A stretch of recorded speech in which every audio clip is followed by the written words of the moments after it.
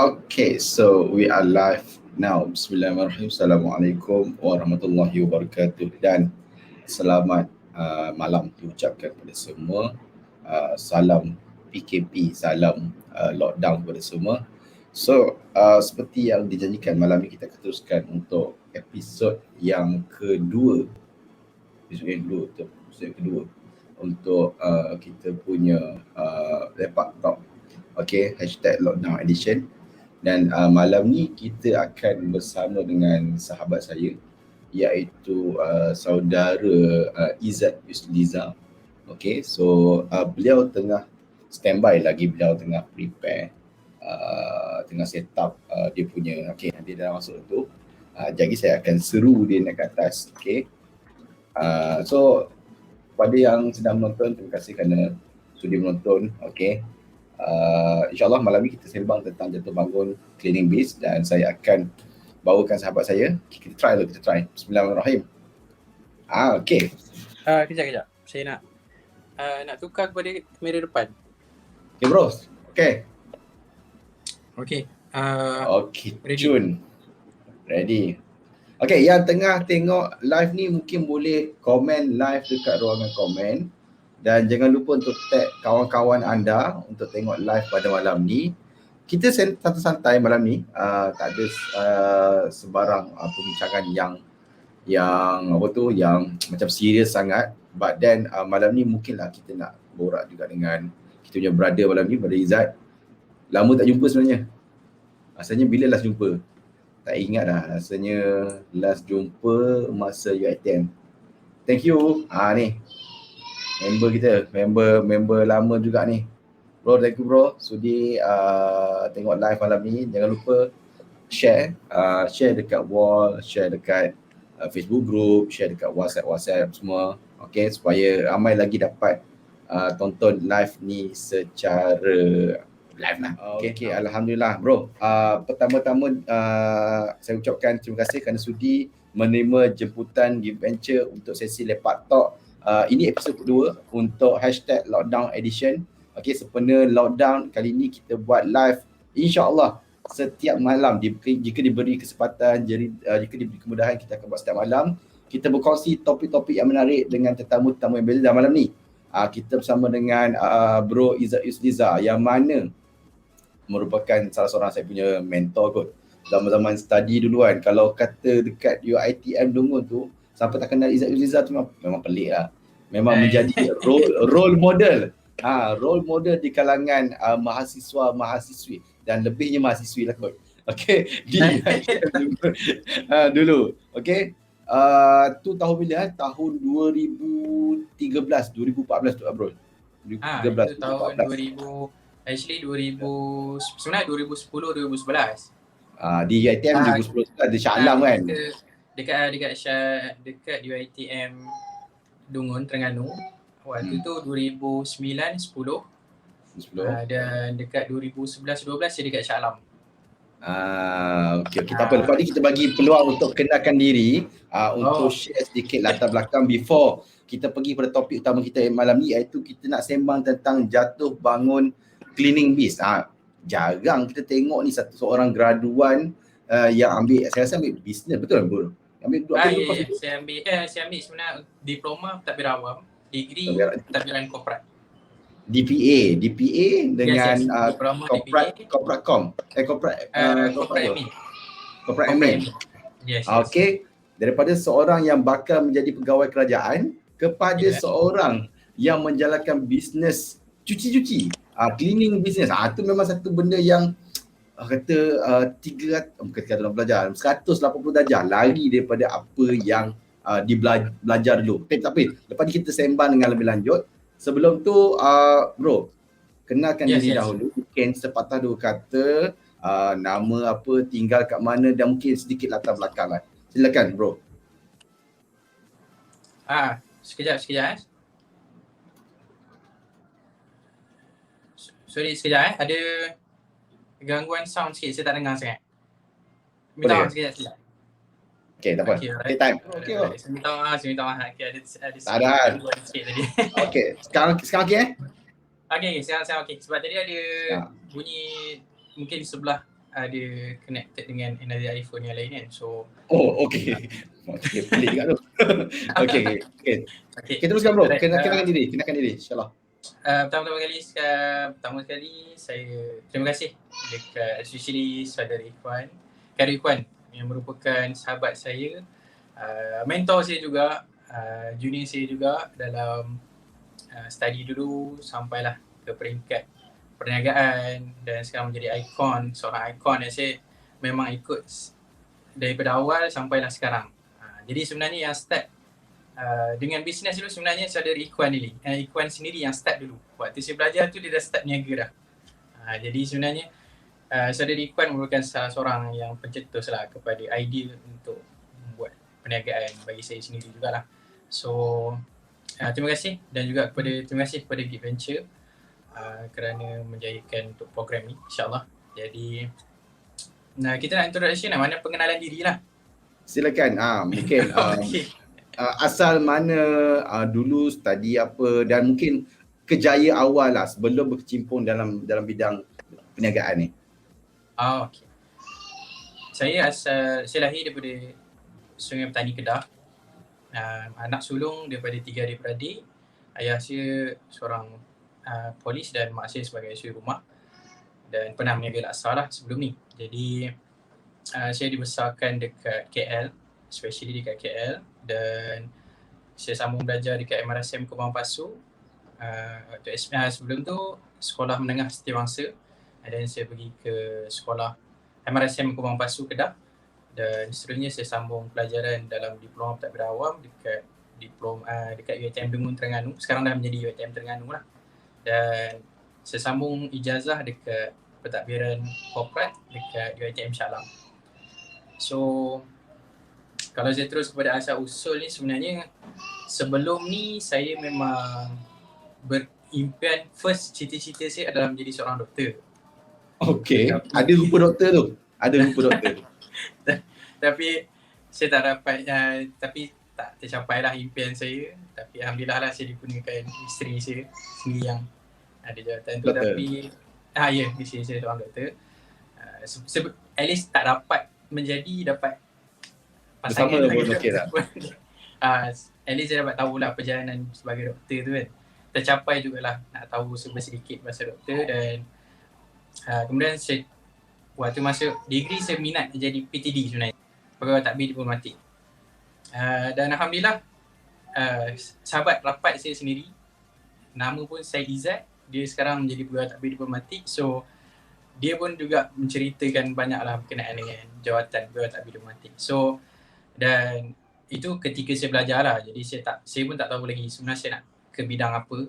Tapi sebenarnya dalam lubuk hati tu sebenarnya saya lebih senang untuk bekerja sendiri dan juga saya memang mengimpikan untuk menjadi seorang CEO.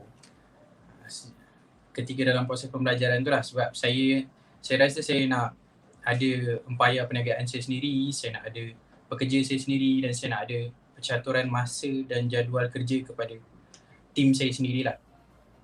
Jadi itu yang tercetusnya impian sebenar-benarnya, which is saya nak menjadi seorang CEO. Dan selepas daripada itu, sebenarnya saya terlibat dalam perniagaan. Pada awalnya mak saya memang meniaga laksa daripada saya sekolah lagi. Cuma saya tak ada lah perasaan minat tu daripada awal. Sebab kita rasa macam a bit struggle. Tapi sebenarnya bisnes perniagaan ibu saya tu semakin lama semakin berkembang. Jadi saya just datang untuk potong, untuk prepare laksa je lah. And then saya betul-betul menceburkan diri dalam perniagaan sebenarnya ketika ijazah, ketika ambil degree dekat UiTM Shah Alam. Saya start jual handphone. Pada waktu tu, pada tahun 2011 dan 2012. Waktu tu saya start jual handphone, tapi saya start jual handphone second. Maknanya saya ambil daripada supplier, saya jual. Saya ambil daripada supplier dan saya jual. Dan okey lah juga pendapatan tu. Waktu belajar tu kita adalah pendapatan. Masuk lah jugalah, boleh. Tapi lah kita tengah muda kan, jadi sekarang tak tahu berapa duit. Tapi saya boleh anggarkan dalam 3,000 ke 4,000 sebulan macam tu lah saya boleh dapat waktu tu. Tapi sebagai part timer okey lah tu. Tapi malam keluar pergi jumpa customer ke apa, ataupun saya ambil daripada ni. Tapi waktu dulu platform mudah duk main. Jadi dekat situ lah banyak orang akan jual handphone second dan saya akan ambil, saya akan tengok condition dan saya akan jual pula kepada orang lain. Oh, okey. Dia macam broker lah, broker telefon yang macam beli orang jual macam balik. lah. Tapi so waktu Sort tu, like that lah. so waktu tu macam handphone apa, pada waktu tu memang macam-macam jenis handphone saya pakai. Jadi kawan-kawan pun memang nampak lah hari-hari akan tukar handphone lain. Tapi sebenarnya itu bisnes je sebenarnya. Padahal itu nak tunjuk bahawa saya jual telefon lah. Ada juga budak kelas yang cakap, Izzat ni kau nak orang kaya ke Izzat, asyik-asyik tukar handphone ni. Saya kata mana ada, saya memang jual beli hari-hari handphone waktu tu. So waktu tu terdetik perasaan saya bahawa macam ni perniagaan bisnes, macam ni bisnes sebenarnya. Di situ saya dapat rasa keuntungan dia sometimes sikit, sometimes banyak. Macam tu lah. Okey. So maksudnya memang bukanlah kata suddenly tiba-tiba. Nanti kita akan pergi secara lebih lanjut tentang cleaning business ni. Memang sekarang ni memang diusahakan oleh kita punya brother Izzat. Tapi bila sebut pasal CEO, want to become a CEO, sebenarnya brother Izzat ni dah jadi CEO masa dekat kampus UiTM Bengon. Dia adalah YDP MPP. YDP MPP UiTM Terengganu 2011-2012 ke 2010-2011? 2009-2010. 2009-2010. Dia CEO dekat UiTM Campus Terengganu tu, dia adalah CEO, dia adalah bos. So nak tanya jugalah pengalaman masa tu jadi seorang YDP. Mungkin boleh share apa yang belajar waktu jadi YDP, waktu dalam pimpinan MPP, dan apa yang boleh dipraktikan dalam kehidupan sekarang, iaitu as a owner business. Mungkin ada relate sebab nanti kan kita nak, kalau boleh kita nak encourage lah biar student atau mahasiswa sekarang ni jangan hanya belajar dekat dalam kelas saja. Join juga all the things that MPP, persatuan sebagainya. Mungkin boleh Brother Izzat share sikit lah pengalaman duduk dalam MPP dan apa yang telah belajar dalam MPP tu yang bawa sampai sekarang as a business. Silakan. Okay. Soalan ni sebenarnya dia ada kaitan dia dengan Cik Ikhwan sebenarnya. Cik Ikhwan pun merupakan salah seorang wakil pelajar. Waktu tu Cik Ikhwan, saya bawa sikit. Saya TYDP je. Dia memegang portfolio yang besar sebenarnya. Saya dilantik waktu menjadi ketua pelajar dan pada waktu tu saya dibantu oleh tim yang sangat kuat lah sebenarnya. Saya punya adik-beradik dalam MPP tu sangat kuat. Jadi mereka lah antara yang membentuk saya menjadi seorang leader. Sebab pada asalnya saya tak ada lah basic sangat berkenaan dengan leadership ni, sebab saya lebih kepada sport, which is saya seorang pelari. Jadi waktu saya dapat portfolio tu pun dalam keadaan saya agak terkejut. Cumanya saya dapat rasakan yang nak kena, senang kata macam ni lah, di bawah pengurusan kita kena menguruskan hampir 10,000 pelajar waktu tu, merangkumi gabungan UiTM lah, gabungan UiTM Terengganu termasuklah sekali dengan Kuala Terengganu waktu tu masih ada, dan Bukit Besi pun ada nak masuk. Jadi waktu tu bagi saya secara ringkasnya apa yang saya boleh belajar daripada kepimpinan tu, sebenarnya dari segi mentality sebagai seorang ketua, which is menjadi seorang yang tahu hala tuju, untuk membuat suatu keputusan ataupun sebarang projek yang kita buat. Kita tahu sebenarnya itu yang pertama lah bagi saya. Kita tahu hala tuju dalam planning kita. So kita dapat merancang bahawa setiap kali satu program kita nak buat, apa tujuan asal. Sama dia akan pergi kepada kita juga. Bila kita nak membesar, bila kita nak mencipta kehidupan kita sendiri akan berbalik kepada apa tujuan asal kita dan apa matlamat hidup kita yang pertama. So itu banyak membentuk lah, itu yang pertama. Yang kedua, lebih kepada pengurusan, which is kita dapat tahu bahawa setiap program tu dia ada bajet-bajet tertentu. So walaupun walaupun kita bukannya daripada background betul-betul finance, tapi sekurang-kurangnya dalam pengagihan bajet tu kita dapat belajar. So daripada situlah kita dapat tahu kos kita dekat mana, dan ada setengah program tu mungkin kita boleh menjana sedikit keuntungan. So daripada situ, keuntungan tu lah yang kita boleh buat rolling balik untuk any program ataupun apa-apa event yang selepas tu kan. Jadi kita diajar untuk menguruskan dari semua segi, sama ada permulaan, pengurusan kewangan, sampailah kita dapat hasil ni. Sama ada hasil tu mencapai apa yang kita nak dan juga kewangan yang kita target tu. Dan yang ketiga, saya rasa yang ketiga adalah dari segi gerak kerja berpasukan lah saya rasa. Sebab dalam tu, dia ibarat kita menggerakkan sebuah syarikat. Pada waktu tu, saya ingat saya lah, memang ada isu juga bahawa tak ramai yang meminati badan wakil pelajar ni sebenarnya pada ketika, sebab masing-masing memang saya waktu tu pun memang saya pun mentaliti saya rasa macam sebelum tu lah, sebelum saya dilantik tu, saya pun rasa macam apa yang sebenarnya yang dibuat oleh badan wakil pelajar ni sebenarnya. Saya pun banyak wondering, tapi saya tak pernah terlibat, saya tak pernah ambil tahu. Tapi bila saya dah berada kat dalam tu baru saya tahu, sebenarnya terlalu banyak knowledge yang kita boleh belajar yang sebenarnya memang akan diadaptasi sama ada ketika kita sambung belajar ataupun kita dah start bekerja berumah tangga sekarang. So yang ketiga tu lebih kepada kita menggerakkan sebuah syarikat dalam satu pasukan. Dalam pasukan tu akan ada bahagian finance dia, akan ada bahagian project manager dia, ada bahagian penggerak dia. Jadi sebenarnya konsep yang sama bila kita apply dalam perniagaan. That's why saya rasa benda tu membantu saya bila saya set up satu perniagaan, saya dapat nampak ruang bidang yang saya kena slowly step by step untuk saya build up department tu. Jadi itulah sebenarnya dan sangat penting lah sebenarnya kalau especially student sekarang lah. Betul. Pentingnya melibatkan diri dalam kepimpinan tu. Mungkin nampak, kalau kita tengok jarak dekat kita akan nampak kacau cuti lah, kacau masa. Cuma sedangkan benda tu adalah satu perkara yang sangat valuable. Sampai sekarang pun saya macam merindui saat-saat dulu. Kan, sebab sekarang kita dah sibuk kerja memang dah tak ada dah. Hilang dah masa sibuk juga kan. Kalau dulu zaman FPP rasa macam sibuk, rasa macam penat, sekarang ni pun sibuk juga. Sebab itulah realiti hidup. Yes, betul. Lebih sebenarnya sangat menyeronokkan sebab kita tak ada, kita dibebankan dengan tanggungjawab tapi bukan satu tanggungjawab yang sama macam sekarang. So sebenarnya tanggungjawab yang diberikan pada waktu dulu tu sebenarnya salah satu perkara yang enjoy sebenarnya untuk seronok untuk dilalui. Dan juga latihan lah. Nah kan sebab ya, betul. Dan juga latihan. Sebab kan kampus adalah tempat yang paling best kita nak buat benda-benda perkara-perkara macam ni dan paling selamat untuk kita buat kesalahan. Kan betul tak? Yeah. And the best place for you to fail is in the campus. Okay bro, kita ada seorang kita punya ni alumni juga ni. Umarul Mustaqim. Okay, alumni. So ajak lagi geng-geng alumni masuk dalam ni. Okay bro. Lepas habis UiTM Shah Alam, adakah terus buat bisnes telefon tu ataupun masuk kerja dulu before join venture kepada bisnes-bisnes ni?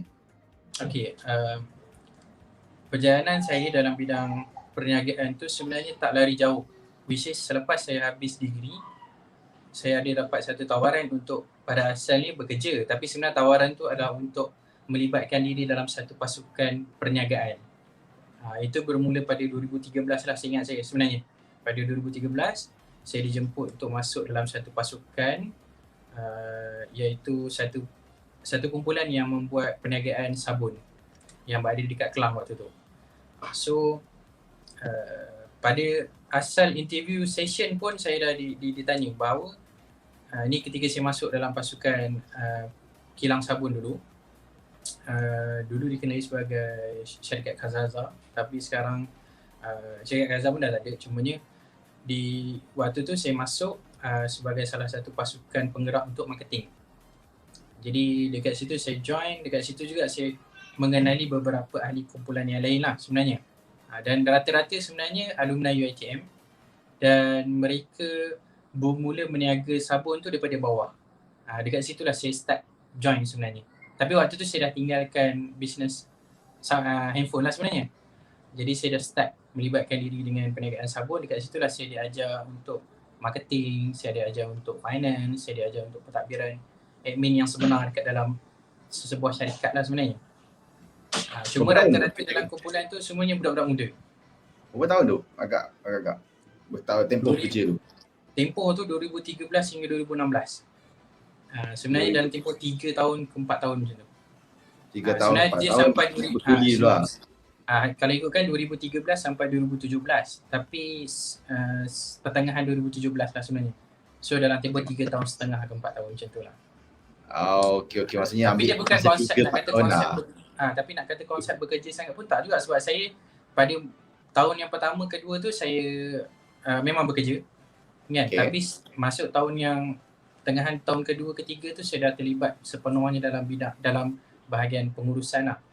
Pengurusan untuk menguruskan perniagaan tersebut kan. Kira berpartner lah. Ya? Kira Yes. macam berpartner. Macam berpartner lah. Cuma waktu tu kita ada team leader lah. Apa-apa kita akan ikut team leader punya keputusan kan.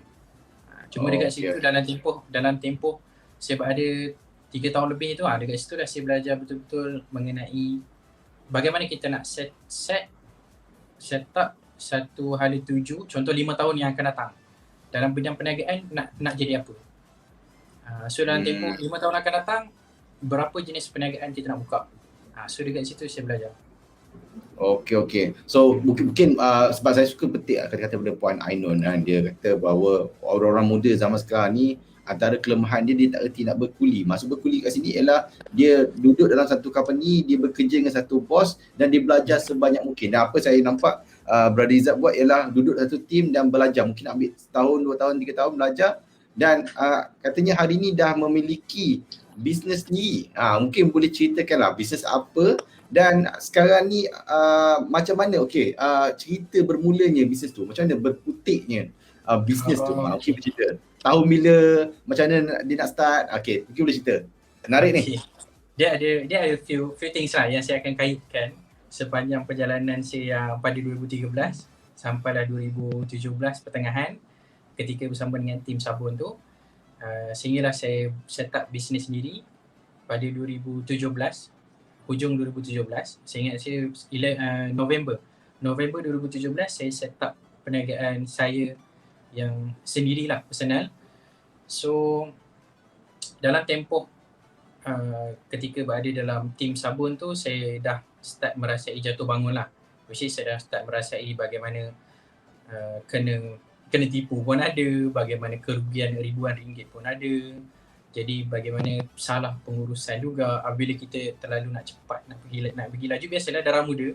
Daripada situ saya belajar, dan lepas 3 ke 4 tahun tu saya dapat mempelajari bahawa tak semua perkara kita nak kena buat cepat. Itu kesan daripada jatuh bangun tu. Jadi pada tahun 2017, hujung 2017 saya dah buat satu keputusan yang saya kena ada perniagaan saya sendiri. Which is saya tak boleh berada di bawah payung seseorang dah lah.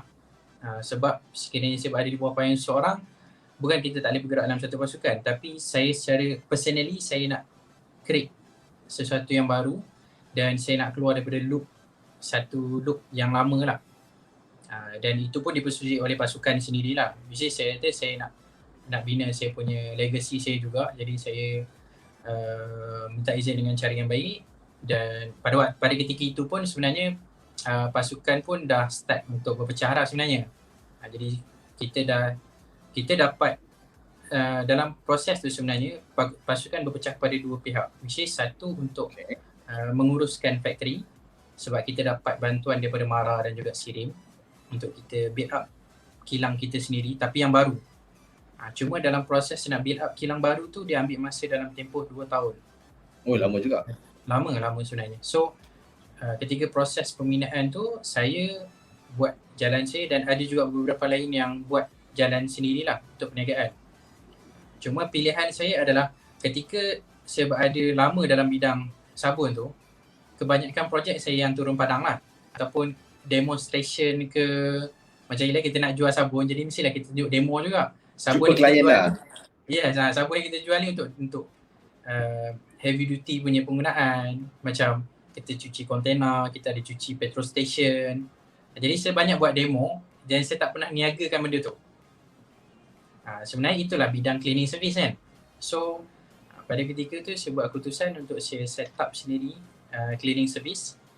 Jadi saya start pada hujung November, dan perjalanan tu bermula daripada situ. Bila saya start dengan zero sebenarnya, which is saya tak ada modal sangat pada waktu tu. Jadi saya ambil keputusan untuk guna apa yang ada sahaja, dan saya dapatlah kenalan yang ada mesin cleaning, mesin untuk cuci kapet, mesin untuk cuci sofa, tapi dia tak guna. Sebab dulu dia pernah set up, ada seorang brother ni dia pernah set up cleaning service and then dia stop sebab tak ada team.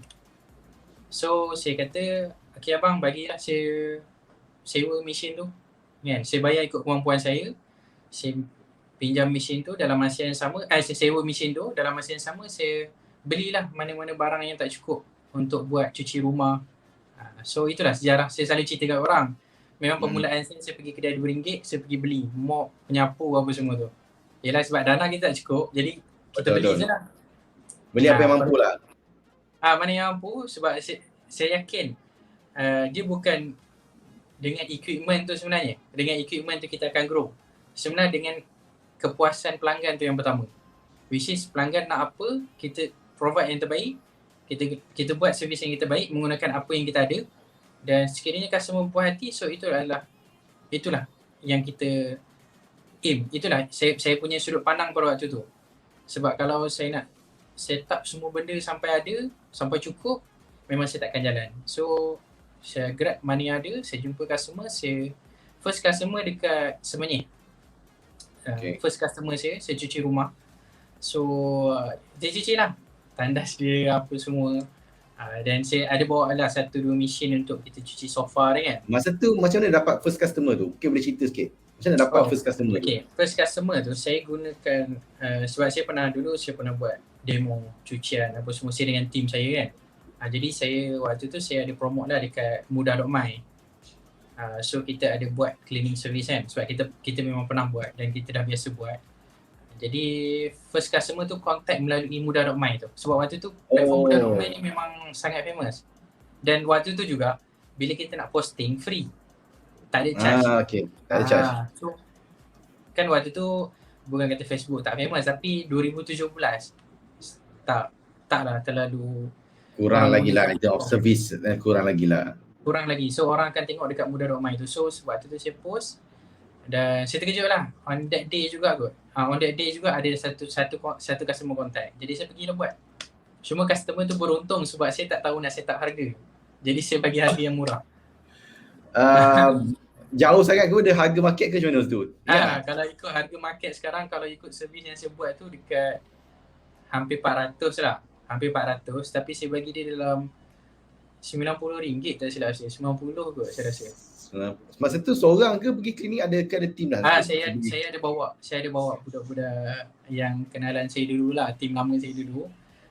Saya bawa minta tolong kan. So sebenarnya dengan saya tak aim kepada berapa saya dapat tu sebenarnya. Sebab saya aim kepada gambar yang saya dapat. Which is pada hari pertama tu, so gambar tu lah yang paling penting bagi saya. Sebab saya memang dah set daripada gambar ni company saya akan berkembang. Saya set macam tu. Jadi pada waktu tu saya memang capture betul gambar apa semua, saya ambil, saya simpan elok dekat dalam dokumen. Selepas pada tu, hari yang kedua tu saya start promote betul-betul menggunakan gambar yang semalam. Gambar sendiri? Gambar sendiri. Gambar yang macam latest one lah. Gambar latest one saya buat cleaning tu. So selepas pada tu esok tu pula saya dapat cuci carpet office, lusa tu pula saya dapat cuci kafe. Jadi betulan selepas tu. Pada waktu tu saya masih lagi menggunakan barang yang sama ya, sebab dia tak expired. Dia expired lambat kan. Macam kalau kita beli penyapu atau mop pun, kalau kita cuci bersih kita masih boleh guna lagi, betul tak? Boleh jangka masa panjang lah. Dia ada jangka masa panjang. Jadi kita boleh continue guna sampai satu masa baru kita tukar. So pada waktu tu lah saya gunakan apa yang masih ada, dan barang pun tak keluar lagi daripada kita tak adalah bawa pindah-pindah barang ke mana-mana pun kan. Jadi saya pergi ke customer yang kedua, ketiga, keempat. And to be truth, first sale saya dalam RM800 first month. First month RM800. Tapi waktu tu saya ada tolak overhead berapa sebenarnya tinggal? Tolak overhead apa semua tak ada apa. Saya senyum. Senyum je, pengalaman lah. Pengalaman, tapi waktu tu saya ada lebih daripada 5 customer gambar. Jadi dekat platform mudah dulu, bila kita post gambar, kita boleh post banyak kan. Jadi saya akan post different picture lah, which is first picture saya akan post untuk cuci rumah, second picture saya letak untuk cuci kapet, third picture saya letak untuk cuci kafe. So orang semakin hari orang akan tengok the variety of customer yang saya dah buat. Walaupun baru start masa tu kan, Walaupun baru dengan start. menggunakan apa yang ada lah. Yes. Tapi cumanya the best part is bila bulan yang kedua. Sebab apa? Sebab bulan pertama saya dapat RM800. Tapi bulan kedua saya dapat RM6,700. Peningkatan hampir 10 kali ganda. Yes. Hampir 10 kali ganda. So, apa yang buat masa tu? Yang boleh jadi sampai 6,700 tu? Mungkin boleh cerita sikit. Apa yang buat? Macam apa yang berlaku? Okay, first month tu memang saya down juga lah sebenarnya. Hakikat dia, saya down juga. Sebab RM800 kita tolak-tolak habis tak ada apa dah. Kan? Cuma yang kita ada satu pengalaman, yang kedua kita ada gambar. So, saya pada bulan yang kedua tu saya set, saya kata okay, saya nak kena start satu gambar saya kena perbaiki lagi. Saya kena letak lebih banyak lah. Satu, yang pertama gambar saya kena letak lebih banyak. Yang kedua copywriting saya. Copywriting saya dulu, saya just tulis basic cuci rumah, cuci ni, saya tak pandai buat copywriting. Sebab untuk makluman lah, sebenarnya waktu saya berada dekat zaman sabun dulu, sebenarnya saya betul-betul belajar marketing secara hard, which is bukan secara offline, bukan secara online. Mana saya bawa sabun pergi jual dekat restoran-restoran, sampai pernah dapat hampir 300 restoran kita pernah sampai. Direct selling lah kira. Direct selling. So saya memang diajar untuk direct selling. Cuma online tu memang tak ada pun, memang tak ada pergi kelas ke apa, tak ada. Jadi saya cuma waktu bulan yang kedua tu saya fikir okay, saya kena ada penambahbaikan ni. So pertama gambar, yang kedua copywriting, dan yang ketiga disebabkan free pada waktu tu, mudah domai dia bagi free untuk marketing. So daripada satu post saya gandakan sampai, saya ingat saya 15 post saya rasa. 15 post mewakili different area. Sebab berbeza servis ke atau berbeza kawasan masa tu? Berbeza kawasan dan berbeza servis. Tapi maknanya saya start lah KL apa semua, saya set semua dekat berbeza lah tempat. So pada waktu tu saya akan pergi ke mana saja customer minta. Cost masa tu, cost transportation charge tak customer? Maksudnya nak pergi ke tempat customer tu? Saya hanya charge kadang tu RM10. Saya hanya charge tak banyak. Sebab saya masih lagi belajar macam mana nak set up harga. Okay, cukup isi minyak lah lebih kurang. Betul tak? Ya, betul. Sebab saya minyak. Tapi yelah, ada orang cakap kalau nak tahu harga, contact je lah customer supplier lain. Supplier cleaning service yang lain kalau nak compare harga kan. Saya tak buat macam tu sebab saya rasa saya memang nak purely saya nak set up sendiri harga. Nak rasa sendiri perjalanan dia tu. Nak rasa sendiri. Jadi saya tak set up ni unless bila saya dah rasa okay, saya try lah harga macam ni, customer okay ke tak. So bila saya dah ada satu standard price, saya terus maintain dekat situ. Sebab dia berbeza sebenarnya. Kalau company cleaning service ni sebenarnya di rata-rata bukan especially bukan mostly Chinese akan buat cleaning service sebenarnya. Chinese ataupun Indian. Sebab memang diorang ada legacy diorang sendiri kan. Tapi pada waktu tu saya tak ada lah betul-betul sifu yang saya boleh compare harga ataupun saya boleh menuntut harga ke apa. Tapi saya dapat rasakan peluang tu banyak waktu tu. Sebab tak ramai orang nak buat cleaning service. Tak ramai orang sebab saya lebih fokus on, mula memang saya akan cuci rumah basic, which is saya akan cuci rumah untuk cucian biasa je lah. Tapi bila masuk bulan yang kedua, saya dah start cuci rumah yang renovate, rumah yang memang sukar untuk dibersihkan. Yang habis berdebu semualah, simen semua lah. Habis berdebu, simen apa semua. Jadi saya fokus dekat situ. Jadi bila saya fokus dekat situ, harga memang saya dapat up terus lah. Sebab benda susah kan? Benda susah. Tapi dia, kalau kita dah ada step, takkan jadi susah lah sebenarnya. Maknanya saya buat tu dengan, kalau ikutkan customer saya, kalau untuk cucian biasa range price dia between 150 to 300 lah. Kalau rumah yang kita buat untuk cucian biasa. Tapi kalau selepas saya buat renovate, saya pernah dapat dalam 2,000 satu rumah cuci. Satu rumah, maknanya dalam satu hari siap? Tak, saya ambil masa dalam 2 hari lah, 2 hari ke 3 hari. 2 hari 2,000. Okey lah tu pulangan tu. Dengan berapa orang kerja masa tu? Ya. Agak-agak berapa orang terlibat yang Saya cuci bawa tu? dalam 4 orang macam tu. Wow. Tapi bertukar-tukar lah, which is 4 orang tu pun sehari tu ada datang 3 orang ataupun esok tu tambah datang 2 orang pula. Tapi saya bagi guideline dekat customer, within this day kita akan settle semua. So hasil daripada gambar tu lah yang membuatkan sebanyak lagi dapat customer, sebab memang kita buat sampai betul-betul bersih lah, berkilat lah. Kita proven success lah, maksudnya kita tunjuk ya, testimoni yang betul-betul berlaku lah. Ya betul. So ni 2021 dah 4 tahun dah. Mungkin dah sampai 4 tahun bisnes. 2017 sampai 2021 hampir 5 tahun lah. 5 Cumanya tahun. saya punya projek yang saya rasa yang betul-betul saya hit bila saya buat projek cuci kapet lah sebenarnya. Cuci kapet, sebab saya ada pembahagian jenis pembersihan. So kalau dulu kita ada cuci biasa ataupun cuci selepas renovasi. Tapi sekarang ni kita go kepada yang specific things also, macam tilam ke, sofa ke, ataupun leather kan. Ataupun kapet, macam kapet masjid, kapet surau. So bila kita fokus kat situ, kita dapat lebarkan lebih banyak lagi lah kita punya jenis cucian. So macam tu lah. Sebab base kat mana? Base kat mana? Maksudnya office kat mana? Office, sekarang ni saya ada 3 tempat office, which is satu dekat Seri Damansara, yang kedua dekat Wangsa Maju, dan yang ketiga dekat Semenyih. Total team berapa semua? Total team kalau ikut total pekerja dalam 34 orang. Push, dalam masa berapa tahun saja 5, berapa office tadi? 5 office? 3 office. 3 office, 50 pekerja, 30 pekerja. Itu achievement yang memang bukan senang-senang lah kot, sebab dia lah, sebab kita macam tadi lah Bro Izzat cakap, bisnes cuci-cuci ni bukanlah bisnes yang seksi, bukanlah bisnes yang macam kita nak post kat Facebook, post kat Instagram, oh this is my business.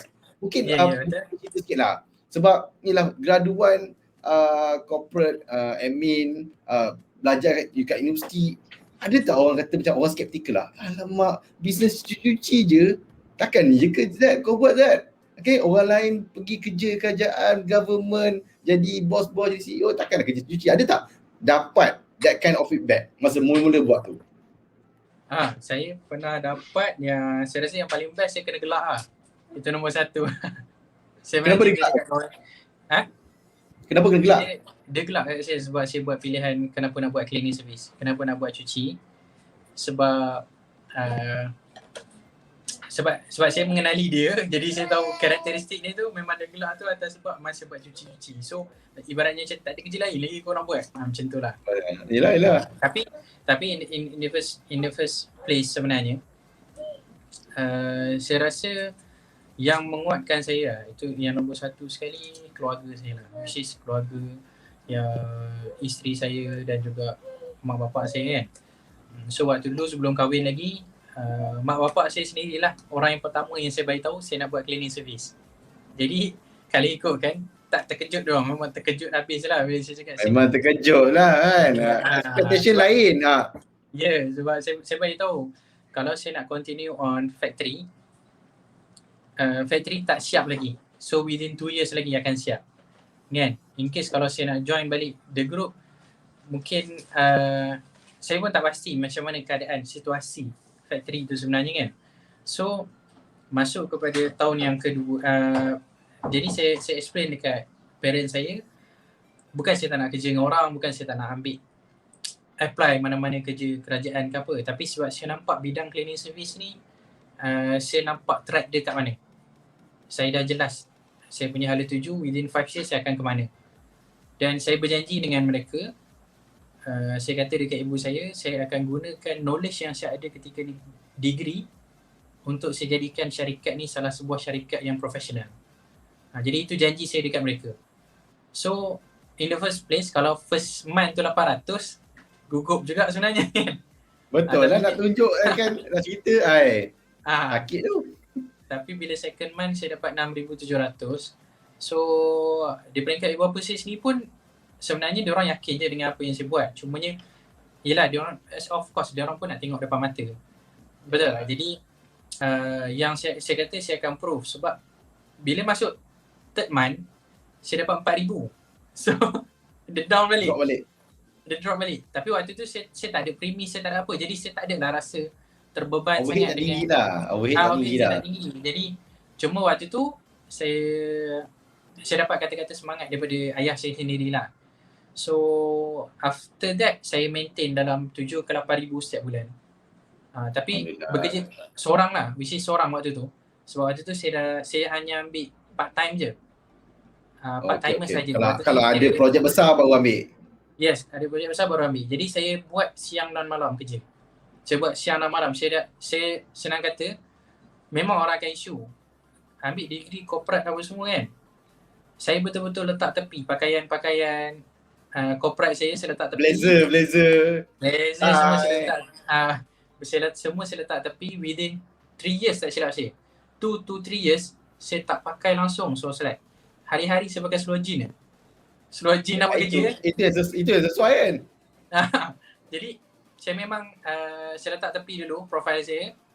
Saya fokus on growing business dulu. So that's why saya fokus on dekat untuk business kita ada, pendek kata kita ada 40 industri. So salah satu industri adalah household. Kan? So kalau rumah saja pun, kalau cleaning service terlalu besar range besar market dia. Terlalu besar market dia. Jadi kalau kita go kepada office pula, lain pula market dia. Jadi saya susun satu demi satu untuk benda tu lah. Cumanya betul, memang peringkat awal tu sebenarnya cabaran tu terlalu banyak. Dan pandangan orang pun terlalu banyak lah sebenarnya. Cumanya saya set up within 5 years saya nak benda ni jadi sukses. So apa datang pun lantar lah. Jalan, langgar je. Dan saya memang set. Saya ada beberapa impian saya lah, which is saya nak mengejar ke arah 100 orang pekerja. Saya nak mengejar kepada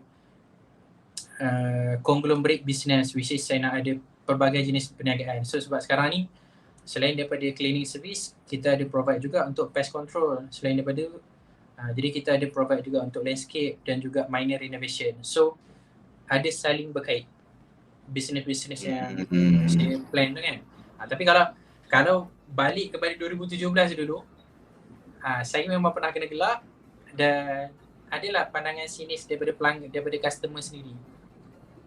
Apa itu pengen jatuh bangun tak? Kalau tak jatuh macam mana tak bangun kan?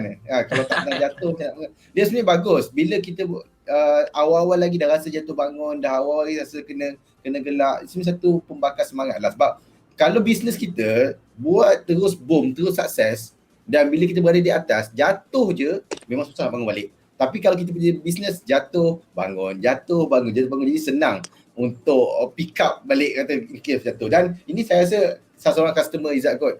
Okay, service TikTok. Salah seorang customer service TikTok. Maksudnya memang proven lah. So mungkinlah saya nak tanya satu soalan. Mungkin soalan terakhir juga untuk malam ni sebelum ada kita tutup sesi ni. Apa yang Izzat tengok 5 tahun akan datang pada diri Izzat sendiri dan juga pada bisnes 5 tahun akan datang? 5 tahun akan datang Ini yang saya impikan lah. Kan? Kita tak tahu apa akan jadi lagi. Tapi yang saya mengimpikan, saya capai juga target saya untuk ada lebih daripada 100 orang pekerja. Saya akan ada perniagaan beberapa cawangan yang saya dah buka. Dan saya target sebenarnya setiap negeri saya akan buka cawangan cleaning service ni. Dan seiring juga dengan gig ekonomi yang saya pernah tanyakan soalan dekat saudara Ikhwan sendiri pun, which is saya pun harapkan planning untuk ada kita provide business cleaning ni dalam bentuk gig ekonomi berjalan juga. Sebab rata-rata ada orang nak buat bisnes cuci kereta, cuci kasut kereta, sebenarnya semua boleh menjana pendapatan. Tak semestinya kita kena cuci rumah, kena cuci office yang besar untuk jana pendapatan. Sebenarnya dengan satu biji kereta pun kita boleh jana hampir 150 ke 200 untuk cucian kasut sahaja. Jadi bayang kalau kalau pekerja tu boleh dapatkan 10 biji kereta sehari, Banyak confirm tu. dah 1000, dah banyak dah dia dapat. Kan? Sedangkan tempoh masa untuk buat tu pun within 1 hour to 2 hours sahaja. Jadi sebenarnya saya dalam tempoh 5 tahun lagi, saya nak nampakkan perkara tu kita jadi supplier terbesar untuk cleaning service terutama sekali, dan juga pembekal barang-barang chemical.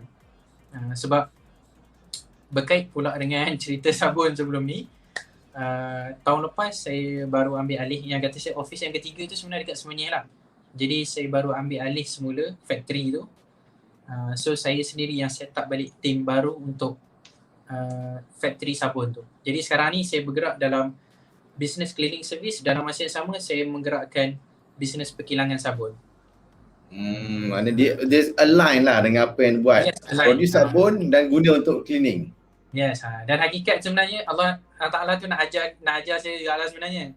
Which is sebelum you go kepada satu benda yang lebih besar. Waktu dulu kita terus jump kepada manufacturing.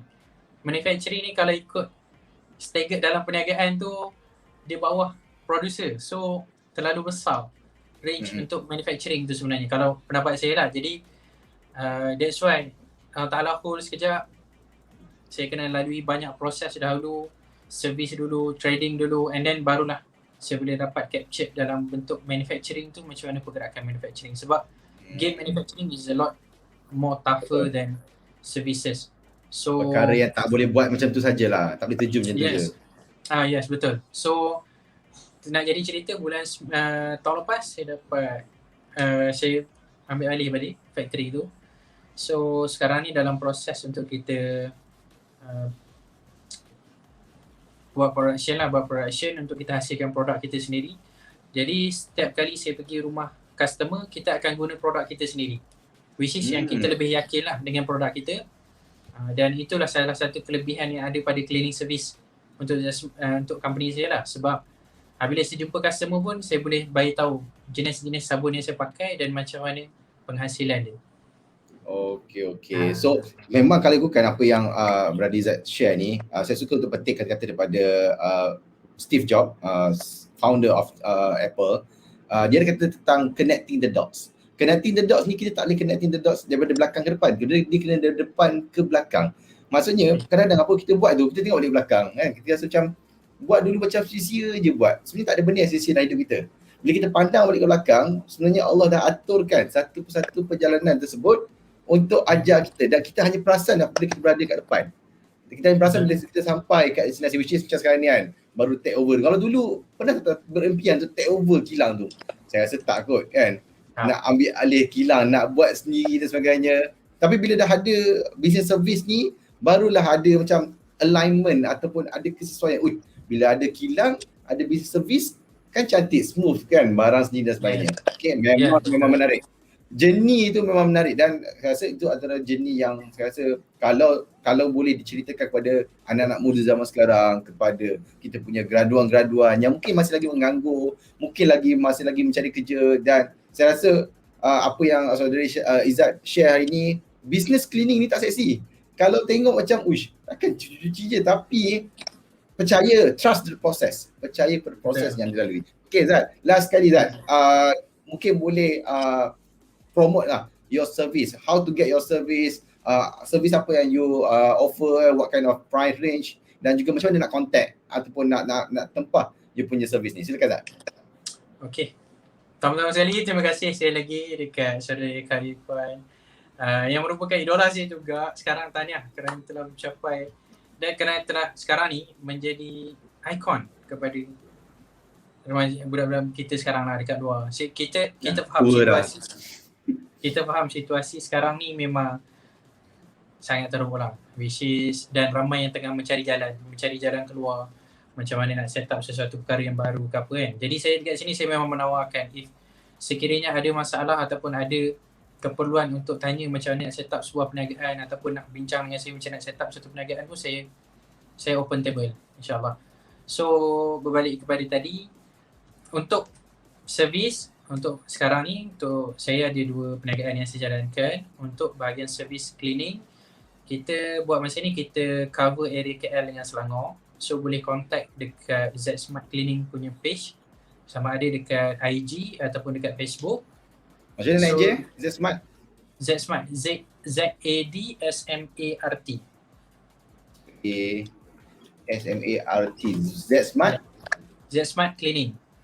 Training. Okay, Ah, so FB or IG FB or IG? FB dengan IG. semua ejaan sama lah. Ya, Zsmart. Okay. Kalau IG Ah. Zsmart_cleaning. Sekejap saya tulis sikit. Zsmart Cleaning. Okay, boleh contact dekat FB dan juga IG. Okay, ni saya tunjukkan dekat kita punya ni Zsmart Ya. Cleaning, betul? Boleh contact dekat FB. Belum ada website lagi? Dah ada. Zsmartcleaning.com juga. Zsmartcleaning.com juga. Yes. Okay.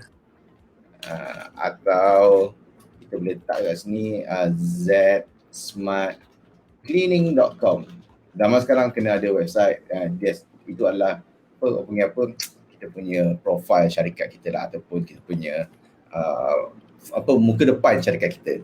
Okay, so siapa yang berminat, area Kelang dan juga area KL dan juga Selangor memerlukan servis Zsmart.com. .com. Okay, tak ada cleaning Tadi. Okay. Tapi saya tak sure sebab nanti kita, bukan saya tak sure apa, nanti kita tengok balik kita untuk update pasal website tu. Mungkin lepas ni senang update kat website je all your services yang ada. Senang orang nak tempah. Mungkin lepas ni ada apps ke, orang nak booking punya services ke. Saya ada bincang dengan sebenarnya alumni kita juga sebenarnya. Saya ada bincang dengan alumni kita untuk yang mahir dalam bidang build app sendiri kan, untuk cleaning service. Sebab senang, apps lagi senang sebab kita akan buat ada sesi berkala jadi customer betul. Yang nak ambil dengan kita untuk the whole year, kita dah ada plan untuk dia. Bila kita nak datang untuk pest control ke, bila kita datang untuk spring cleaning ataupun kita ni, jadi bila diorang ambil dalam bentuk package tu sebenarnya lagi berbaloi lah. Dan lagi berbaloi lah, dia bundle package lah. Yes, betul. Baru ni pun sebenarnya saya tertarik, saya pun seronok lah baru ni saya dipanggil oleh Dr. Shazril sendiri pergi ke rumah dia untuk buat tu ada tengok gambar dengan Dr. Say. Yes. Mungkin apa cerita tu dengan Dr. Say tu? Duduk sebelah saya adik pula. Dr. Say tu ada sebelum ni ada kontak dia untuk urusan anak lah sebenarnya. Okay. So ada beberapa soalan, kita ada bertukar komen lah sebelum ni. Cuma dulu saya ada pernah bagi tahu juga in case kalau perlukan servis, kan? Sebab as a someone yang dah kenal, masa dia kenal, and then itulah dia tanya balik, so saya pun contact balik. Tapi nak jadi cerita, dia pun tolong promotekan sekali. And within one day dekat 1,000 people dekat IG add kita punya ni kan, dan message masuk menderu lah. Cuma dalam keadaan lockdown sekarang ni kita agak terbatas pergerakan. Jadi itu je lah sekarang ni. Free marketing free marketing. Tapi sebenarnya dalam bidang cleaning ni sebenarnya memang ramai lagi yang tak tahu sebenarnya hakikat ni. Ramai yang tak jelas lagi macam mana. Ada ke package macam ni. Sebenarnya terlalu banyak package cucian yang menarik lah sebenarnya untuk orang guna dan juga untuk orang faham ataupun tahu kan. Okay. Terima kasih. Thank you so much Izzat kerana sudi berkongsi pada malam ni. Ada benda yang malam ni yang sebenarnya saya sendiri pun baru tahu. Sebab sebelum ni kita orang dah sembang-sembang tapi not in detail berkenaan apa yang dia buat dan sebagainya. Tapi hari ni bila saya dengar balik, saya macam memang betul-betul satu journey yang sangat-sangat seronok, journey yang menarik, journey yang sangat-sangat inspiring, dan saya doakan 5 tahun akan datang, apa yang diimpikan, ada 100 orang bekerja, ada banyak servis-servis lagi dapat dimudahkan insyaAllah, diperkenankan oleh Allah insyaAllah. Zat, thank you so much sekali lagi kerana sudi bersama kita pada malam ni untuk Lepak Talk #lockdown edition. Hopefully next kita ada round sesi lain ke, mungkin kita boleh borak lagi pasal topik lain ke kan. Ni lebih macam sebenarnya kalau bukan apa yang saya buat Lepak Talk ni lah, saya nak berborak dengan kawan-kawan saya, tapi macam tak fair lah. Saya je dapat input, saya dapat knowledge, saya je dapat perkara-perkara menarik untuk belajar. Why not saya share apa yang kawan-kawan saya kongsikan ni kepada kawan-kawan lain. That's why itulah sebenarnya wujudnya Lepak Talk. Okay, Zat, thank you so much.